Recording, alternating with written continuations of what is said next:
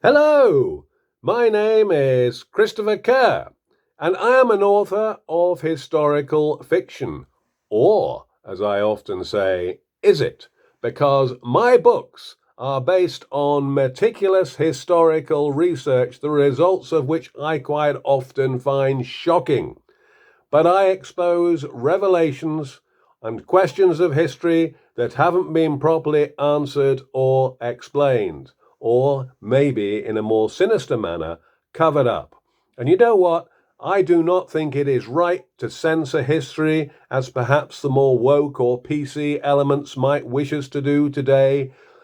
I believe that we should tell history as it was. There are elements of history, of course, that are uncomfortable, but if we censor history, we never learn from it. And this is so much so in my latest two novels, The Barbarossa Secret, which hit some best-selling charts in the last year, which tells the story of the greatest cover-up of the Second World War, and a number of secrets which came from that, which have spiraled down to the present day, involving the rich and famous and even the royal family. Oh, for goodness sake, don't tell anybody or we are in big trouble. Cancelled, perhaps. And my other book, Fission, traces the development of the atomic weapon in a fast-paced story from its roots in Nazi Germany. Oh my goodness, I hear you say, don't tell us Hitler had the bomb. Well, you might be surprised at what I uncovered and what could have changed the course of history, which led down to one of the most tragic assassinations of the 20th century in November 1963, which I do cover in my book, but I won't say any more as I don't want to create a spoiler.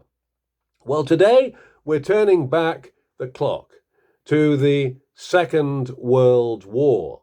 And why was it that on May the 23rd, 1940, the Nazi forces, who were about to overrun the British forces in and around Dunkirk, halted, thereby allowing the greater element of the British Expeditionary Force, or the BEF, to escape, when in fact the entire British Army could have been completely compromised in a few days in May. Let us look at what actually happened. On the 10th of May, 1940, it was without doubt a very dark day for Europe. The forces of Nazi Germany unleashed a huge attack on Luxembourg, Holland, and Belgium, all on the same day, throwing the French and British forces back who had been sent in to help. The attack was supported by some of the biggest aerial bombardments in history by the German Luftwaffe. They used the Stuka dive bomber to terrible effect, decimating the opposition and destroying morale. The Panzers moved incredibly swiftly, although they did suffer from some heavy losses initially, but their speed achieved the element of surprise in what became known as Blitzkrieg, or lightning war. By the 13th of May, the Germans had reached and crossed the River Meuse, thereby taking the battle for Belgium, Luxembourg, and Holland into France itself. The French forces and the British Expeditionary Force initially fought back with some success, but the superiority of the Luftwaffe, combined with the inadequate French defences against fast-moving German armoured divisions, were decisive factors in the German advance continuing to gain pace. The Maginot Line, which had been considered to be an almost impregnable wall that Germany could never cross, was simply bypassed as their forces came through the Ardennes. Hitler himself was shocked by the speed of his success. The German advance took him by surprise, and he feared the worst. He was heard to cry out, "They will ruin everything," more than once, as he heard that Panzer units had ignored calls or disobeyed orders to hold back, outstripping the infantry whom they left behind because of the speed of their attack, and in some cases they were virtually unopposed. By the 16th of May 1940, the French Prime Minister Paul Reynaud telephoned British newly appointed Prime Minister Winston Churchill to inform him that all was lost and that France would fall. Churchill flew to Paris the following day in order to try and bolster the position, witnessing when he got there that in fact the French government had already accepted that they were having to capitulate, and they were preparing to evacuate the offices in panic, placing documents in boxes and destroying them. Churchill asked the French Prime Minister, "What about your reserves?" And the Prime Minister gesticulated, "There are none." The morale of the French forces had taken a battering. In fact, it was broken. They were suffering from outdated equipment, poor communication, and lack of leadership. On the 19th of May, the German forces had already reached Abbeville and had cut off the Allied troops in Belgium. They were poised to have a final drive towards the ports facing Britain and destroy the British Expeditionary Force.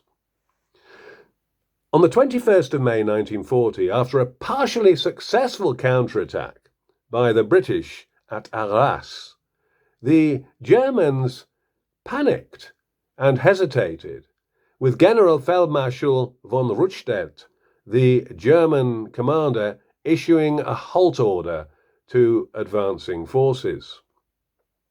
However, the British attack was repulsed successfully, and by the following day, the order was given by the German High Command to carry out an all-out offensive to the Channel ports. Plans were frantically put in place in Britain for the evacuation of the BEF from the port of Dunkirk, where they were told to assemble.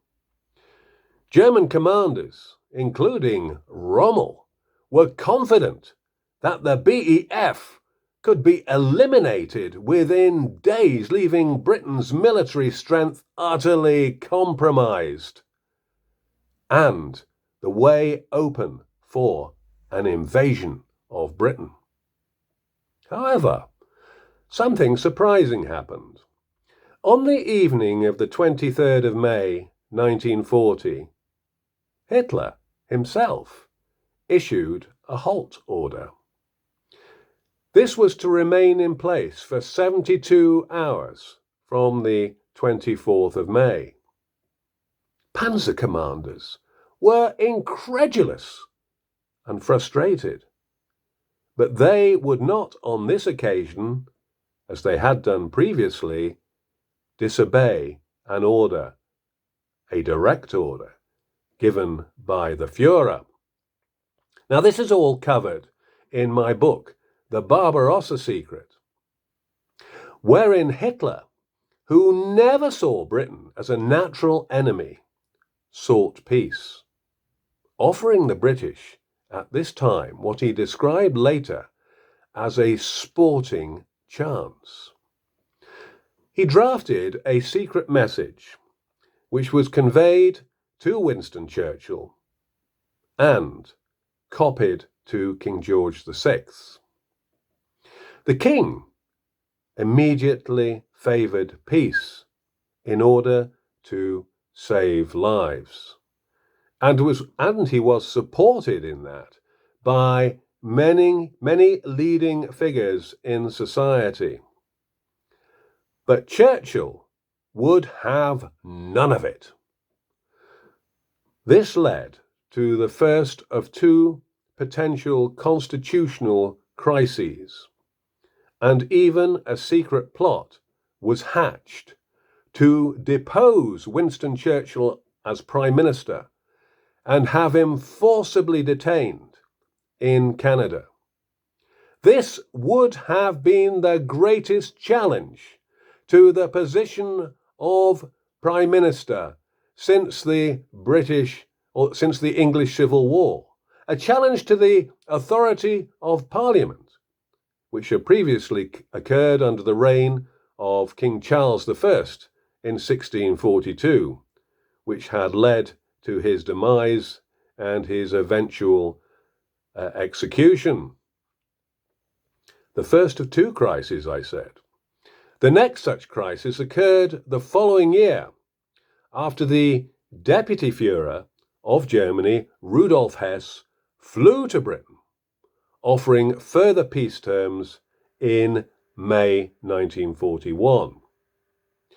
Hitler wanted to avoid having two battlefronts, one in the west and one in the east, as he executed his plans for the invasion of the Soviet Union, which took place in June 1941 and was in fact the greatest land invasion in history, known as Operation Barbarossa. The delays in the final German offensive in France allowed the British to set up defensive lines around Dunkirk and prepare for the evacuation of the BEF. An armada of boats from the Royal Navy and indeed from privately owned individuals set out from Britain in an all-out effort to rescue the forces of the BEF from the beaches of Dunkirk. Hitler held back on a full-scale attack as he wanted to secure a peace even after the first initial proposals were rejected and indeed the 3-day time window he had given the British expired. He was looking to the future and wanted to secure his western flank without the fear of a British attack. Well, what happened? Holland surrendered on the 15th of May, Belgium surrendered on the 28th of May, and France on the 22nd of June 1940, although Paris had fallen on the 14th of June. Although the Dunkirk evacuation was hailed as a triumph by the British propaganda at the time, Churchill remarked ruefully, "Wars are not won by withdrawals." Well, all this and many more secrets from the Second World War are covered in both my books, The Barbarossa Secret and Fission. So do get yourselves a copy. They are available on Amazon in book form, on Kindle. The Barbarossa Secret is currently available on Audible, and Fission will be in hopefully the next few days. These are exciting stories set against the background of the Second World War, based on forensic historical research, which has revealed many secrets, which I found extraordinary, and I hope you do too. Thank you so much for watching, and if you have enjoyed this, please like or follow or subscribe. It costs you nothing, so why not? My name, Christopher Kerr. Thanks again.